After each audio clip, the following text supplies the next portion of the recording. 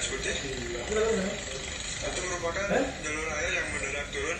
Ini luar biasa besarnya. Mohon untuk waspada untuk daerah Sukaratu.